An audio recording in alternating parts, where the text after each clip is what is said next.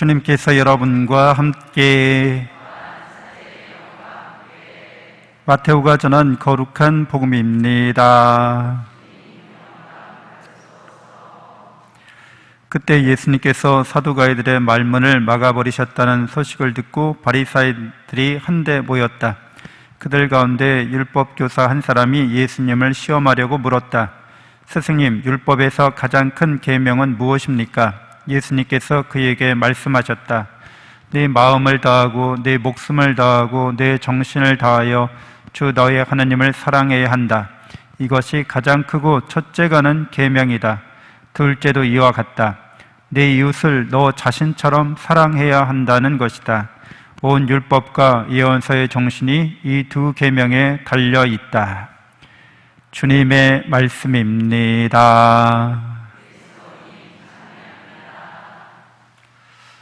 참 예수님, 하나님의 복동이 고맙습니다. 고맙습니다.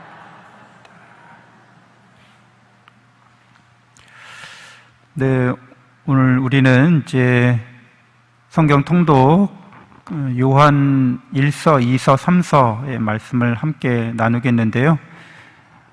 요한계 문헌이라고 하죠. 그러니까 요한복음서를 사도 요한이 썼다고 그렇게 전해져 내려오죠. 그리고 요한 1서와 2서와 3서도 사실 요한복음서와 같은 문체, 같은 문맥을 이루고 있습니다. 그러니까 요한 제자 공동체라고도 할 수 있는 거죠. 그리고 이제 우리가 앞으로 나누게 될 요한계시록도 마찬가지로 요한계 문헌이라고 합니다. 요한계 문헌에서는 공관복음서라고 하죠. 복음서와는 다른 그런 면들이 있는데 가장 늦게 쓰여진 복음서이기도 하고 일종의 묵상서라고도 할 수 있는 거죠. 그래서 요한계 문헌은 다른 공관복음서나 다른 서간들보다 좀 내용이 어려울 수도 있습니다. 요한계 문헌에서 특별히 가장 늦게 쓰여진 복음서이고 또 그 시대상을 반영하기 때문에 초대교회가 맞닥뜨렸던 큰 유혹 또 이단적인 경향은 유다교로 다시 되돌리려고 하는 그런 경향이었어요. 교회 내에서. 유다교 내에서 예수님 당시 그 전후로 신비주의적 경향이 생겨나기 시작합니다. 어떤 종교든지 그 종교가 역사적으로 성숙하면 성숙할수록, 성장하면 성장할수록 최종 단계가 이르게 되면 신비주의적 경향을 보입니다. 그러니까 신비주의라고 말하는 것은 직접 알 수 있다는 거죠.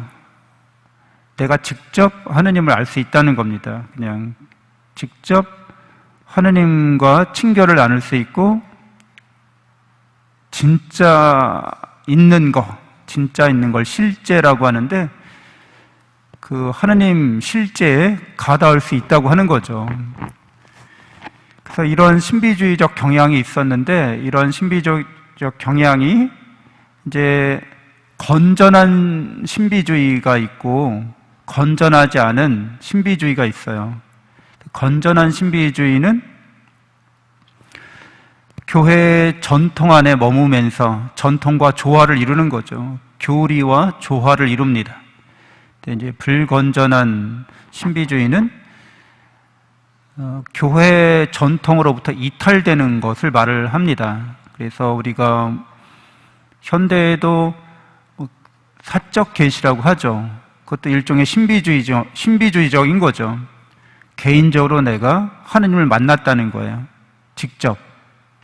근데 건전한 신비주의는 교회 전통 안에서, 교리 안에서 그런 자기 체험을 녹여내는 거죠. 근데 불건전한 그런 신비주의는 어떻게 하는 거예요? 뛰쳐나가는 거죠. 그래서 우리 교리랑도 안 맞고 교계 제도하고도 충돌을 일으킵니다. 그러면서 자기가 체험한 그것이 절대적인 것이라고, 모든 지금까지 내려왔던 것보다 더 뛰어난 거라고 이렇게 주장하게 되는 거죠. 초대교회 때는 이런 유다교 내에서 신비주의적 경향이 있었는데 건전하거나 불건전하거나 이렇게 뒤섞여 있는 거죠. 근데 그 당시 유다교는 교리가 확정됐다고 볼 수 없기 때문에, 여러 가지 또 유다교의 특징 중에 하나가 탈무드식 교육 방법을 통해서 다양한 이야기들을 토론하는 것을 권장했거든요. 그런 것들이, 다양한 토론과 그런 내용들이 쌓이고 쌓여서 탈무드가 되는 거죠. 그러니까 여러 가지 신비한 이야기들을 다 폭넓게 수용하는 겁니다. 그 중에서 그런 이야기들이 그리스도교까지 침투하는 거죠. 그래서 예수님에 관련해서 사도들이 받은 그런 정통 가르침과는 위배되는 해석을 하는 거예요. 신비주의적 그런 경향에 따라서. 그러니까 초대교회 사도들과 사도들의 제자들은 이런 걸 용납할 수가 없었던 거죠. 그래서 초대교회 영지주의와 이제 충돌을 일으키게 되는데, 요한계 문헌에서 그런 조짐들이 이제 보이기 시작하는 거죠. 본격화되는 것은 이제 2세기가 되면 이제 영지주의와 교회가 첨예하게 충돌하게 됩니다. 그래서 우리는 영지주의가 설파하는 것은, 제가 몇 번 말씀드렸는데, 영지주의와 가장 비슷한 종교가 어떤 종교라고 말할 수 있냐면 바로 불교인 거죠. 가장 영지주의와 흡사합니다. 깨달으면 된다는 거예요, 거기서는. 그래서 예수님은 부처님처럼 우리를 위해서 십자가에서 죽으시고 부활하신 분이 아니라는 거죠. 다만 깨달은 현명한 자였다는 거예요. 깨달음의 스승이라는 거죠. 그래서 이 세상이 헛되다고 하는 것을, 죄나 이 세상은 다 환상이라고 이렇게 주장하면서, 그렇기 때문에 십자가에 죽는 것도 굳이 필요 없었던 거죠. 그리고 부활한다고 하는 것도 실제로 죽지 않았으니까 그것도 다 환상이라고 말하는 거죠.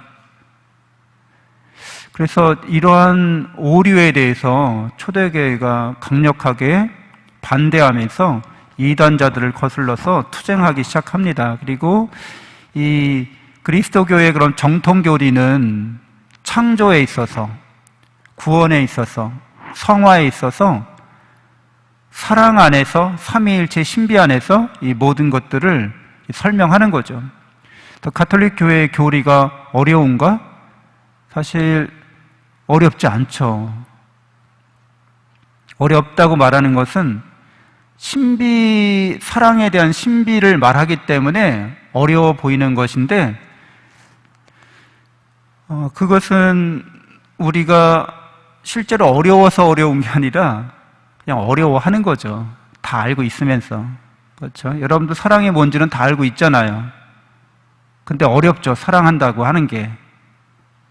사랑은 결국에는 자기 자신을 헌신하는 거기 때문에 그걸 어려워하는 거죠. 진짜로 잘 알면 기꺼이 헌신합니다. 그러니까 우리가 뭔가를 알 때 피상적으로 아는 것은 큰 위험에 우리를 빠뜨릴 수 있어요. 선무당이 사람 잡는다고 잘 알지 못하는, 깊이 있게 알지 못할 때 잘못된 선택과 판단과 결정을 내릴 수 있습니다. 하느님에 대해서 잘 아는 거 중요하죠.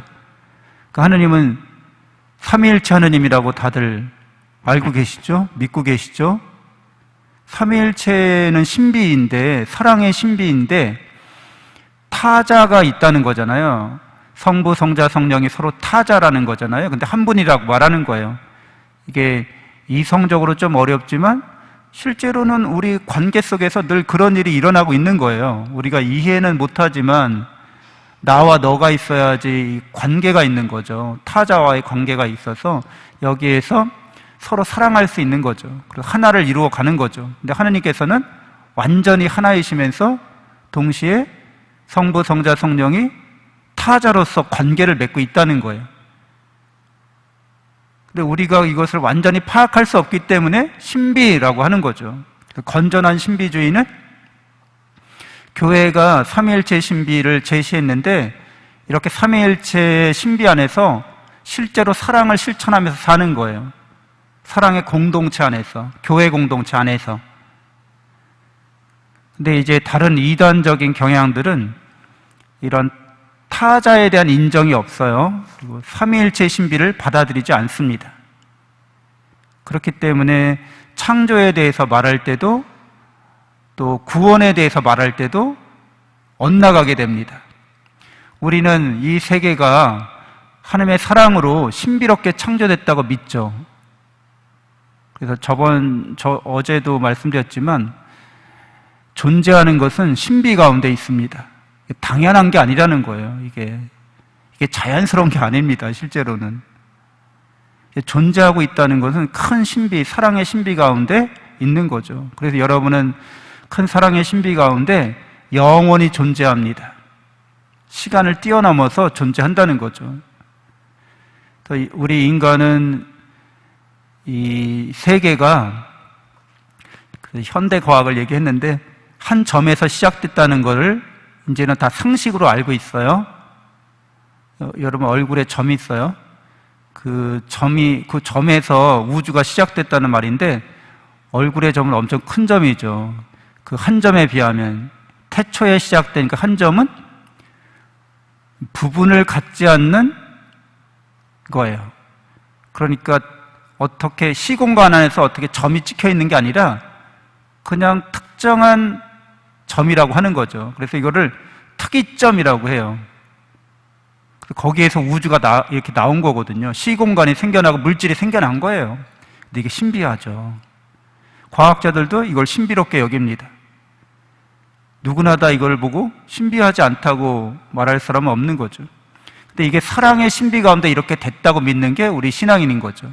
과학자들은, 무신론자들은 저절로 우연하게 그렇게 됐다고 믿는 거예요. 둘 다 믿는 거건 믿는 건데 어떻게 믿는 게 우리에게 유익해요? 사랑의 신비 가운데 이 모든 일이 이루어졌다고 믿는 게 엄청 우리에게 유익한 거죠. 그러니까 이런 믿음을 안 갖고 있으면, 창조에 대한 이런 믿음, 이런 사랑의 신비 가운데 이런 일이 일어났다고 믿지 않으면 삶의 시작부터가 잘못된 겁니다. 인생의 시작부터가 어긋난 거예요. 그렇죠? 내가 존재하는데 왜 존재한지를 모른다는 거잖아요. 어떻게 이렇게 됐는지 모른다는 거잖아요. 이게 모른다는 것만큼 불안한 건 없잖아요. 내가 나를 몰라. 그리고 상대방을 몰라. 여기 이 시공간이 왜 있는지를 몰라. 여기가 뭐 하는 데인지는 다 알고 계시죠? 뭐 하러 오셨는지도 다 알고 계시고, 옆 사람이 누군지도 알고 계시고, 제가 누군지도 알고 있죠? 근데 이걸 아무것도 몰라. 나는 누구? 여긴 어디? 이런 거 있잖아요. 이게 다 뭐지? 그러고서 사는 거죠. 그러니까 사랑의 신비 가운데 이 세계가 창조됐다고 하는 걸 믿지 않는 사람들은 그렇게 인생을 시작하는 거예요. 그러니까 얼마나, 예를 들면 운전을 하고 있는데 도로에서, 고속도로에서 쌩쌩 막 120km 막 이렇게 달리고 있는데 시야가 가려져 있는 거죠. 안 들리는 거죠. 내가 어느 도로를 달리고 있는지도 모르는 거예요. 그리고 나서 전속력으로 달리고 있는 겁니다. 굉장히 위험한 일이고 굉장히 큰 치명적인 결과를 도래할 수밖에 없는 상황이잖아요. 그러니까 이 세계가 하나님의 사랑으로 창조됐다고 하는 이 신비를 안 받아들이는 사람은 그와 같습니다. 달리고 보는 거죠. 어떻게 되겠어요? 파멸밖에 우리가 기대할 수 없는 거죠. 자기가 누군지도 모르고 왜 존재하는지도 모르고 어디로 가는지도 모르고 그냥 냅다 달리고 있는 거죠. 열심히 성실하게 살 거야 라고 말하면서. 그러니까 구원에 관련해서도 마찬가지죠. 그렇죠. 우리는 그리스도교적인 구원은 하느님께서 사랑으로 인류를 구원하시고자 사람이 되어 오셨다고, 그래서 우리의 죄를 대신해서 속죄하셨다고, 우리에게 그렇게 사랑의 은총을 베푸셨다고, 구원의 은총을 베푸셨다고 믿는 거죠. 이게 큰 사랑과 은혜를 받았다는 거잖아요. 그러니까 우리도 역경과 시련과 고난을 감내하는 거죠. 사랑의 신비 가운데. 그러니까 예수 그리스도로 말미암은 이 구원의 신비를 믿지 않으면 어떻게 우리가 세상을 살아갈 수 있겠어요? 역경과 시련과 고난을 만났을 때 우리가 어떻게 사랑 가운데 성장할 수 있겠냐고요. 회피하려고 하고 모면하려고 하고 임시 방편으로 어떻게 조치하려고 하고 그렇게 계속 땜빵하려고 하는 거죠. 어떻게든. 결국에는 어떻게 돼요? 근본적인 구원의 은총 가운데 있지 않으면 카드 돌려막기 하다가 어떻게 되는 거예요? 나중에는 이제 파산하게 되는 거죠. 고난과 역경과 시련을 그리스도인들은 두려워하지 않는 거죠. 고난과 역경과 시련이 우리를 성장하게 한다는 걸 잘 알고 있을 뿐더러 그것을 통해서 우리가 하느님의 사랑과 은혜를 알게 되는 거죠. 그 창조에 대해 창조가 하나님의 사랑의 신비 가운데서 시작된다는 것을 깨닫고 알고 있는 사람은 구원의 신비로 쉽게 도달합니다. 그래서 예수 그리스도를 더 깊이 알게 되고 예수 그리스도를 더 깊이 사랑하게 되고 예수 그리스도와 더 깊은 친교를 나누게 되는 거죠. 그래서 성화되는 겁니다. 하나님을 닮아가는 거죠. 성령께서 그 모든 일을 역사하시고 주관하고 계시다는 거죠. 그래서 이런 믿음 가운데 있으면, 창조와 구원의 믿음 가운데 있으면 우리가 점점 더 성령에 의해서, 이끌림에 의해서 하나님을 닮아간다고 하는 것은 당연한 귀결이 되는 거죠. 그러니까 창조와 구원과 성화에 있어서 삼위일체 하나님 사랑의 신비가 우리 인생에 늘 이렇게 펼쳐져 있습니다. 어려운 건 아니죠, 사실. 인생의 가장 기초적이고 기본적인 토대를 사랑의 신비 가운데 이루고 인생의 고난과 역경에 처해서 그것을 극복하고 승리하는 사람이 되도록 이끌어주고, 그래서 인간이 자신을 넘어서서 이 60년, 80년, 100년의 인생을 넘어서서 영원한 생명과 행복으로 나아가도록 이끌어주는 게 우리 교리잖아요. 너무 좋은 교리죠. 너무 사실에, 진실에 부합하는 교리죠. 근데 이런 교리를 모르거나 안 믿거나 피상적으로 아는 거죠. 그러면 우리는 이 세상과의 싸움에서 승리할 수가 없게 됩니다. 이 세상에 다른 생각을 갖고 있는 사람들, 창조에 대해서, 구원에 대해서, 희망에 대해서, 우리 성화의 희망에 대해서 다른 생각을 갖고 있는 사람들과 우리가 싸움에서 이길 수가 없는 거예요. 우리가 정확하게 이 사실을 알고 있고 이 진실을 고백하고 이걸 증거하지 않으면 그냥 눈먼 사람들, 고속도로를 눈먼데 뭐 깜깜하게 제대로 보지도 못하면서 운전하고 있는 사람들이나 죄악과 죽음에 사로잡힌 사람들이나 또 참된 희망이 없이 살아가고 있는 사람들하고 이렇게 이야기할 때 어이없이 패배하는 거죠. 말도 안 되는 주장에 고개를 끄덕이는 거죠. 그런 일은 비극적인 거죠. 그래서 그리스도인들이 세상을, 인생을 바라볼 때 늘 하나님의 사랑의 신비 가운데 진리 안에서 잘 바라보고 하나님의 자녀다운 삶을 살아가도록, 함께 살아가도록 이렇게 증거자의 삶을 살아가야겠습니다. 잠시 묵상하겠습니다.